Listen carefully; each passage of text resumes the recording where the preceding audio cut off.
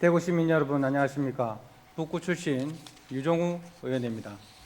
먼저 본 의원에게 5분 자유 발언 기회를 주신 의장님과 선배 동료 의원님께 감사의 말씀을 드립니다. 제가 오늘 이 자리에 선 이유는 우리 주변에 언제 어디서든 또 누구에나 일어날 수 있는 범죄 피해에 대해 생각해보고 범죄 피해를 당한 분들을 지역사회가 어떻게 보호하고 지원해 나가야 하는지를 함께 고민해 보기 위함입니다.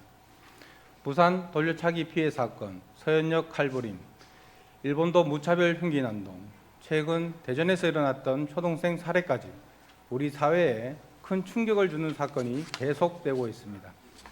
2023년도 법무부 범죄 통계에 따르면 뚜렷한 이유 없이 살인, 강도 등의 강력 범죄를 저지르는 비율이 10% 가까이 되는 것으로 조사되었습니다.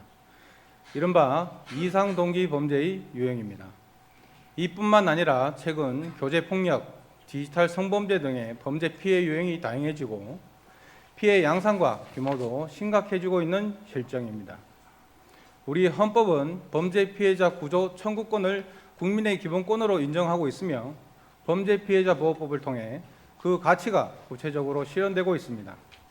이 법에 따르면 범죄 피해자란 타인의 범죄 행위로 피해를 입는 당사자와 그 배우자, 직계 친족 및 형제 자매로 정의하고 범죄 피해자의 상처를 치유하고 일상생활을 돕기 위해 국가와 지방자치단체의 적극적인 역할을 주문하고 있습니다.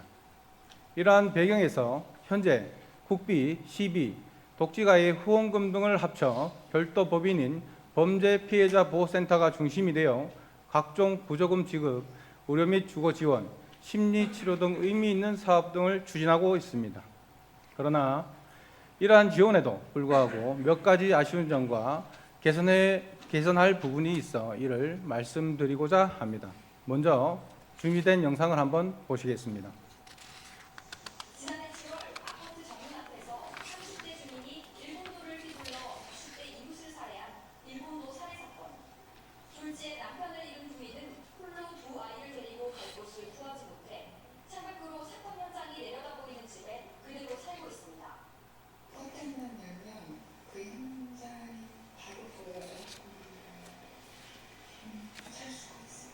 불안도 하고 무슨 일이 생길까봐.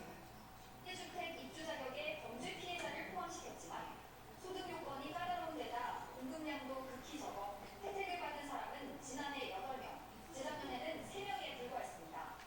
주거 제한이랑 써보지 말던가 사람 놀리는 것도 아니고 이거 알아보시면 더 아까운 거예요.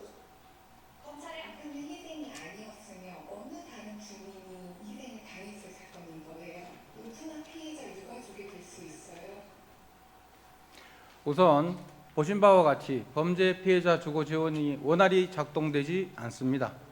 현재는 국가에서 LH를 통해 범죄 피해자 주거 지원 사업을 주도하고 있으나 여건과 공급량 등의 제약으로 인해 실제 수혜를 받는 범죄 피해자들은 극소수에 불과합니다. 따라서 자력으로 이주가 어려운 범죄 피해자들의 이주를 신속하게 도울 수 있는 시스템을 마련이 필요합니다. 이는 국가에만 전적으로 맡겨두어서는 안 되고 대구시에서도 적극적으로 나서야 합니다. 조건과 대상을 완화해 문턱을 낮추고 신청에서부터 실제 이주까지 시간을 단축하는 간결한 체계를 갖추어야 하겠습니다. 이를 위해 도시개발공사의 매입 및 전세 임대주택 제도를 활용할 수 있을 것입니다. 두 번째는 범죄 피해자 지원 체계를 단일화할 필요가 있습니다. 현재 범죄 피해자가 각종 지원을 받기 위해서는 지원 대상별 기관을 일일이 방문하여 신청해야 하는 어려움이 있습니다. 신체적으로, 정신적으로 큰 충격을 받은 피해자가 이를 감당하기란 쉽지 않습니다. 따라서 한 곳을 방문하면 필요한 지원을 체계적으로 받을 수 있는 범죄 피해자 원스톱 지원 센터의 도입이 필요합니다.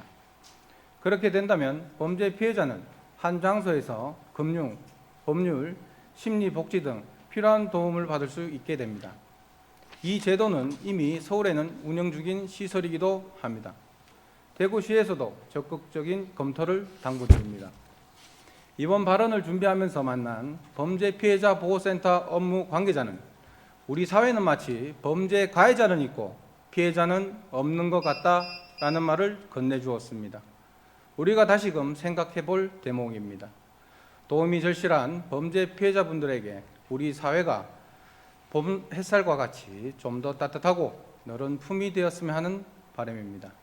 이만 5분 발언을 마치겠습니다. 경청해 주셔서 감사합니다.